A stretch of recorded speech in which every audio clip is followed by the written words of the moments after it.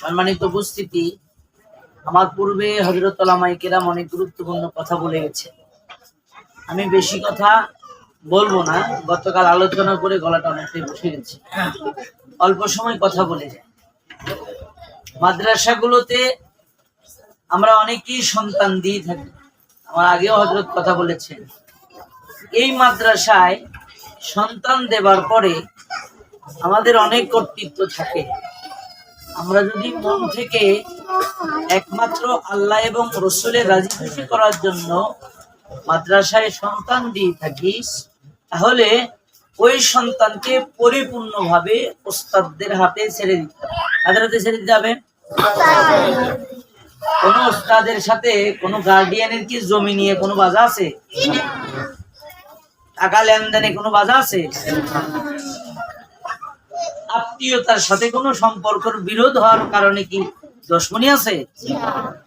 তাহলে ওই সন্তানের উপরে ওস্তাদের কেন রাগ থাকবে? কথার প্রসঙ্গে একটা কথা এসে গেল, যখন কোনো ছাত্র কোনো ছাত্রী গার্ডিয়ান মাদ্রাসায় সন্তানকে ভর্তি করে দিয়ে যায়, সেই ভর্তি করে দেওয়ার পিছনে একটা উদ্দেশ্য থাকে।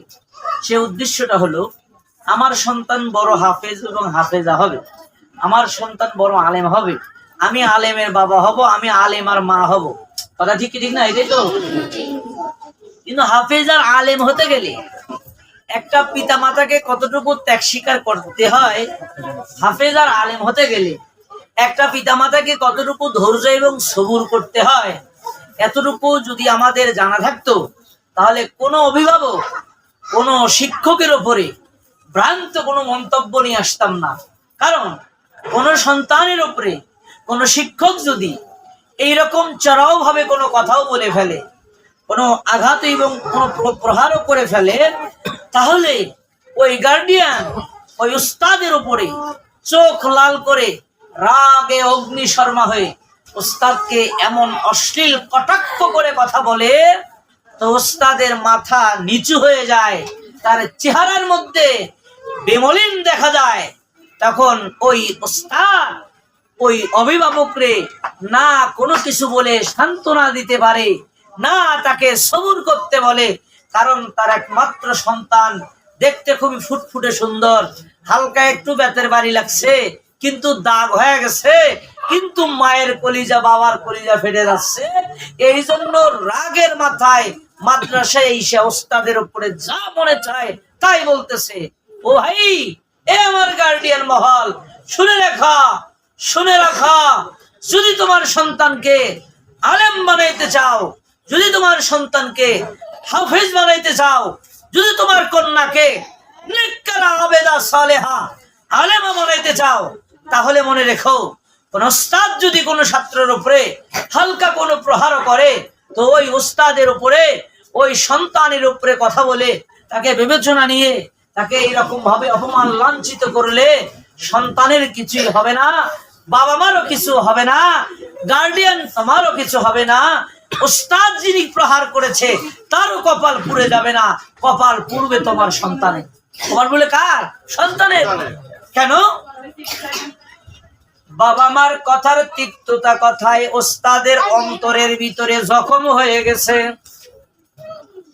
সন্তানের প্রতি মা বাবার ভালোবাসা শ্রদ্ধা থাকবেই, সন্তানের প্রতি পিতা মাতার ভালোবাসা শ্রদ্ধা থাকবেই, কিন্তু এই শ্রদ্ধাটা যেন আমার সন্তানের ভবিষ্যৎ নষ্ট না করে, এই ভালোবাসাটা যেন আমার সন্তানের ভবিষ্যৎ নষ্ট না করে। ও গার্ডিয়ান, হে মা বোনেরা আমার, এ বাবাজিরা আমার, দিলের কানটা শুনিয়ে যাও।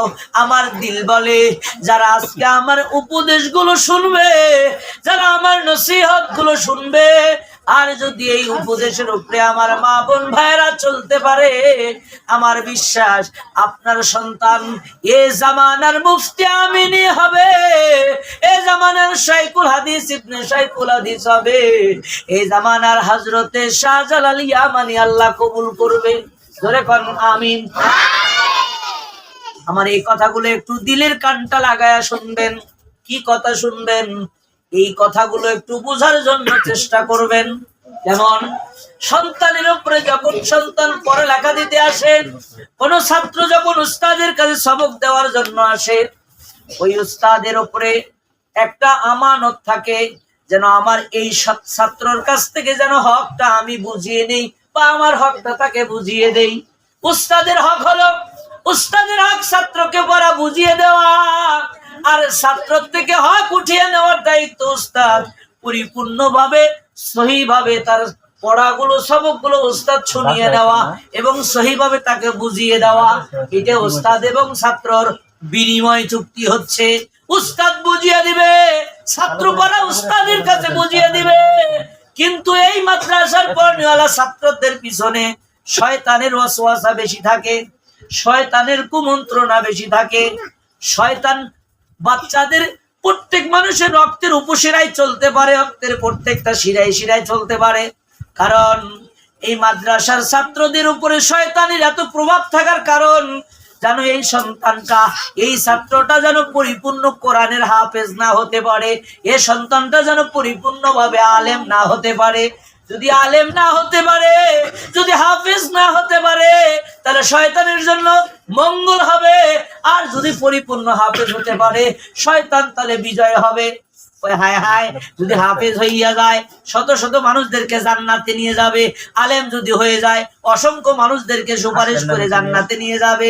এক আলেমের একটা নসিহতে এক বান্দা যদি হিদায়াত প্রাপ্ত হয়ে যায়, তাহলে সন্তান তো বিজয় হইতে পারল না।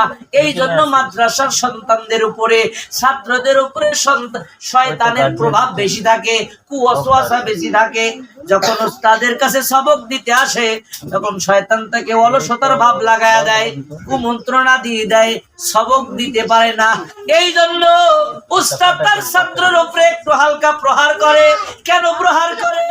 যেন শয়তানের প্রভাবটা কাটিয়ে যায়, সন্তান যেন সুন্দর করে সবক দিয়ে দেয়, আমার পড়াটা যেন ছাত্র সুন্দর করে নিয়ে নেয়, তাহলে ছাত্রের জন্য কল্যাণ হবে। এই হালকা প্রহার আপনার সন্তানের মঙ্গল হইল। সে শয়তানের প্রভাব থেকে কাটিয়া উস্তাদের কথাগুলো সুন্দরভাবে তার জেহেনের মধ্যে ঢুকিয়ে নিল, সে সুন্দর করে পড়াটা বুঝিয়ে নিল। বাড়িতে একটু হালকা মোতালা করলে কালকে সুন্দর করে সবকটা দিতে পারবে। হে আমার গার্ডিয়ান ভাই বোনেরা, শোনো, এই হালকা প্রহার দেওয়ার কারণে আপনার সন্তানের হাতের মধ্যে, পায়ের মধ্যে দাগ লেগে গেল। আপনি মা, আপনি বাবা যদি দিলের মধ্যে বসাইতে পারেন, যতই আমার আদরের সন্তান হোক না কেন, যতই আমার ভালোবাসার সন্তান হোক না কেন, এই হালকা প্রহারটা যদি আমি কল্যাণের জন্য বেছে নেই, এই হালকা প্রহারটা যদি আমি আমার ভবিষ্যৎ ছাত্রের উজ্জ্বল মঙ্গল ভবিষ্যতের জন্য বেছে নেই, তাহলে সন্তানটা আমার জন্য ভবিষ্যতের শাহজালাল হয়ে যাবে। তোরে কোন সুবহানাল্লাহ। বিভিন্ন টেকনাফ থেকে তেতুলিয়া, রূপসা থেকে বাতরিয়া, বিভিন্ন মাদ্রাসাতে তো যাই, দেখি তো এইরকম অসংখ্য রহ সন্তানের একটু চড়াও ভাবে ওস্তাদ কথা বলেছে। হয়তোবা 100টা কথা বলতে বলতে একটা কথা একটু বেকায়দা ভাবে আলাদা ভাবে চলে গেছে, এইটা একটু পরিবারের মাইন্ডে লেগে গেছে। সে আর কোনো কথা না বলে ওস্তাদের অনেক জায়গায় ওস্তাদের কলাটো ধরে, অনেক জায়গায় অনেক পিতা মাতা ওস্তাদকে থাপ্পড়ও দেয়। ওস্তাদ হয়তো বা ক্ষণিকের জন্য একটু কষ্ট পাইলো, কিন্তু আপনার সন্তানের কপাল পড়ে গেল। সাবধান, এরকমটা কখনই করা যাবে না। আমরা দিয়েছি, অবশ্যই আমার ওস্তাদজি আমার সন্তানকে অবশ্যই দিনের লাইনে উঠাবে। আমার সন্তান জানো ভবিষ্যতে সুন্দরভাবে সহি শুদ্ধভাবে কোরআন পড়তে পারে, আমার সন্তান জানো মিজানুর রহমান আজহারির মতো হতে পারে, মামুনুল হকের মতো হতে পারে। এই আশাকে সামনে রেখে উস্তাদের হাতে আপনার সন্তানকে পুরাটাই ছেড়ে দিতে হবে। সব যদি উস্তাদ কেড়েও নিয়ে নেয়, অবশ্যই আপনার সন্তানের দেহের মধ্যে আত্মা এবং জানটা তো থাকবে। এই জানের কারণে গোটা দুনিয়ার মধ্যে আপনার সন্তানকে আল্লাহ প্রচার ও প্রসার করবে। ও মা বাবারা, তোমরা জন্ম দিয়েছো বটে, কিন্তু ইলমের লাদুনি দিতে পারবে না। জন্ম দিয়েছো বটে, ইলমের রুহানি দিতে পারবে না। ইলম একমাত্র উস্তাদই দিতে পারে। উস্তাদ ইলম দিতে পারে, জন্ম দিতে পারে না। আপনি জন্ম দিতে পারেন, ইলম দিতে পারবেন না। এই ইলমটা পাইতে হলে আপনার মা বাবা, আপনারা উস্তাদের উপরে ভালোবাসা রাখতে হবে, আত্মবিশ্বাস রাখতে হবে। তবেই কেবলমাত্র আপনার সন্তান দুনিয়ার মধ্যে দামি হয়ে যাবে। আল্লাহ আমাদের কবুল করুক, আমিন কোন, আমিন বলে। ইনশাআল্লাহ আমরা ওস্তাদের উপরে এইরকম আস্থা বিশ্বাস রাখবো তো ভাই ইনশাআল্লাহ? হ্যাঁ, আমার সন্তানের কল্যাণের জন্য, আমার সন্তানের মঙ্গলের জন্য রাখবো তো ভাই ইনশাআল্লাহ? এই এই দারুস সুন্নাহ মডেল মাদ্রাসার যিনি মুহতামিম, আমার খুব মহাব্বতের অনেক ভালোবাসার এই অলিউল্লাহ ভাই আমার অনেক মহাব্বত করে, অনেক ভালোবাসে। এই জন্য আমার বিশ্বাস এই বালুর মাঠে এত সুন্দর একটা মাদ্রাসা হয়েছে। আমার দিল বলে এই মাদ্রাসার কারণে এই অত্র এলাকার এই আশপাশের সব মানুষগুলো এত সুন্দর জান্নাতের বাগান সামনে দেখতে পাবে, কল্পনাও করতে পারবেন না। এ হাফেজ অলিউল্লাহর দিলের ভিতরে আল্লাহ পাক এলেমে লাদুনি দান করছে। আমাদের বড়দের দোয়া এর উপরে আছে। আপনারা একে মহাব্বত করবেন, এরে ভালোবাসবেন, একে সাহায্য করবেন, বুদ্ধি দিয়া, শ্রম দিয়া, মেধা দিয়া, ছাত্র দিয়া অলিউল্লাহকে সহযোগিতা করবেন। এমন সময় মাদ্রাসার কিছু কিছু লোক আছে যে এই মাদ্রাসার অবস্থা তেমন একটা ভালো না, ছাত্রদের এই কি আদব শিক্ষা আখলাক দিতেছে, এই সেই অনেক লোক এক গার্ডিয়ান আর এক গার্ডিয়ানের সামনে কথা বলতে পারে। আপনি এই মাদ্রাসার একজন গার্ডিয়ান, অভিভাবক, আপনি যদি ওই কথাটাকে প্রতিবাদ করতে পারেন, এই আমার ছাত্র আমার সন্তান দিছে এই মাদ্রাসায়, তুমি কি ফাউল কথা বলো, এই মাদ্রাসা তো অনেক ভালো, আমার জানা মতে খুবই ভালো, এইটা যদি আমরা করতে পারি তাহলে আপনি এই প্রতিবাদ করার কারণে একটা জিহাদের সব পাইবেন। সুবহানাল্লাহ। মাদ্রাসার প্রতি আমার মহাব্বত আর ভালো ধারণা রাখতে হবে, কারণ আমি মাদ্রাসার উপকার না করতে পারলেও ক্ষতি করব না। যদি কেউ মাদ্রাসার উপকার না করতে পারে ভালো, আর যদি কেউ যদি ক্ষতি না করে, যদি কেউ ক্ষতি করার চেষ্টা করে, তো তার উপরে আল্লাহর নবীর লানত, তার উপরে আসমানি গজব আসবে। কারণ এই মাদ্রাসাগুলোতে রাসূলের হাদিস পড়ানো হয়, এই মাদ্রাসাগুলোতে কোরআন পড়ানো হয়, যেই জায়গায় ক্বালা রাসূলুল্লাহ সাল্লাল্লাহু আলাইহি ওয়াসাল্লাম নবীর নামের দরুদ হবে, এই জায়গায় অশান্তি আসবে না, শান্তি আসবে। এই শান্তিময় নবীর মাদ্রাসাগুলোকে যারা কটাক্ষ করবে অবশ্যই তার উপরে খোদাই গজব আসবে, সে লানত হবে, সমাজে লাঞ্ছিত হবে। এই জন্য আমরা এই মাদ্রাসাগুলোর সাথে মহব্বত করব। কেউ যদি ভ্রান্ত কিছু মন্তব্য করে আমরা সেটা প্রতিবাদ করব, কারণ উপকার না করতে পারি কিন্তু ক্ষতি করব না। ইনশাআল্লাহ ভাই, ইনশাআল্লাহ আমাদের কবুল ও মঞ্জুর করুক, আমিন বলেন। আমিন।